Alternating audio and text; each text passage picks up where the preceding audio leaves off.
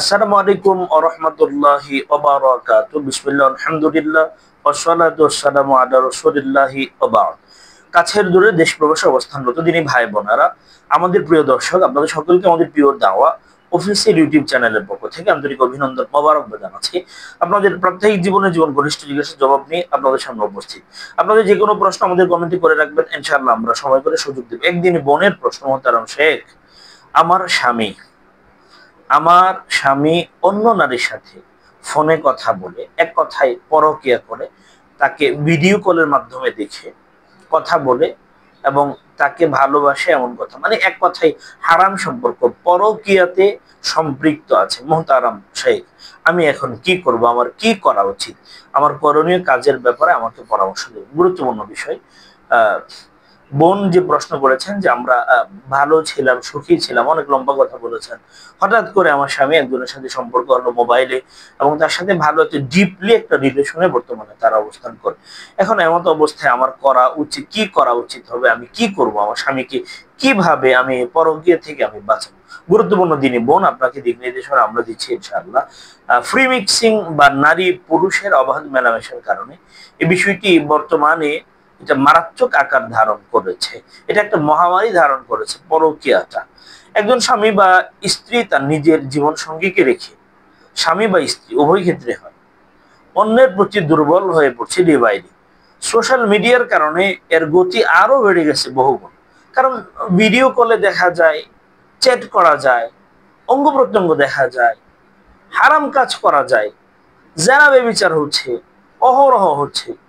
এগুলা এখন সহজ হয়ে গেছে। পর্নোগ্রাফির মতো বেহায়াপনা, সহজ লভ্যতা এবং ছড়াছড়ির কারণে মানুষের বিবেক বুদ্ধি অধিকাংশই লোভ পেয়ে গেছে। ফলে যৌনতাই তার কাছে মুখ্য হয়ে ওঠে। কোনটি হালাল কোনটি হারাম সেটা বিবেচনায় নিচ্ছে না কেউ। তাই আপনার জীবনে কঠিন পরিস্থিতি দেখা দিলে সেটাকে অত্যন্ত বুদ্ধিমত্তার সাথে ধৈর্য ধরে প্রতিহত করুন। কোনোভাবেই উত্তেজিত হয়ে কোনো সিদ্ধান্তে যাবেন না, এবং আপনি নিজের কোনো ক্ষতি করবেন না। সাবধান, অনেক বোনেরা আছে যে স্বামীকে মানাতে পারে না, স্বামীকে ফেরাতে পারে না, পরে আত্মহত্যার মতো, সুইসাইডের মতো পথ পর্যন্ত বেছে নেয়। এ ধরনের চিন্তাও করা যাবে না বোন, কল্পনাও করা যাবে না। হুটহাট করে কোনো সিদ্ধান্ত নেওয়া যাবে না, ইমোশনালি কোনো কিছু করা যাবে না, কারণ তাতে হিতে বিপরীত হয়। বিষয়টি যদি এমন হয় আপনার জীবন সঙ্গী কারোর সাথে পরকীয়ায় জড়িয়ে পড়েছে, আপনি যদি এটা প্রত্যক্ষ করতে পারেন, যদি জড়িয়ে পড়েছে আপনি দেখেন, আপনার করণীয় কাজে 1 নাম্বার, তার সাথে অত্যন্ত ভদ্র এবং বিনয়ী আচরণ করুন। আগের চাইতে তুলনামূলক ভালো আচরণ করুন এবং তাকে বোঝানোর চেষ্টা করুন। ভালোবাসাটা বাড়ায় দেন, অনেক বেশি ভালোবাসা দেন, চেষ্টা করেন। কিন্তু এখানে আপনি কোনোভাবে তাকে ওই ব্যাপারে, তাকে যদি আপনি প্রেশার ক্রিয়েট করেন, সেক্ষেত্রে হিতে বিপরীত হওয়ার সম্ভাবনা আছে। ভালোবাসা বাড়ায় দিতে হবে। 2 নম্বর, যথাসম্ভব নিজেকে পরিপাটি করে তার সামনে উপস্থাপন করুন। বেশি ভালোবাসা বাড়ায় দেন, নিজেকে পরিপাটি করুন, নিজের সৌন্দর্য নিয়ে ভাবুন, কিভাবে তাকে আপনার দিকে এডিক্টেড করা যায়, প্রবল অ্যাট্রাকশন তার মাঝে আসে, এটা খেয়াল করুন।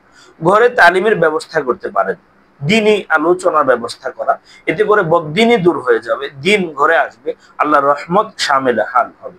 দিনই বোন, আপনার স্বামীকে যে আপনি ভালোবাসেন এটা আপনি ব্যক্ত করুন, এবং আপনার স্বামীর মন জয় করার জন্য প্রাণান্তকর চেষ্টা করুন।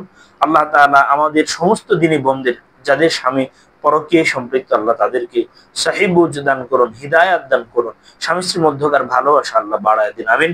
আসসালামু আলাইকুম ওয়া রাহমাতুল্লাহি ওয়া বারাকাতুহু।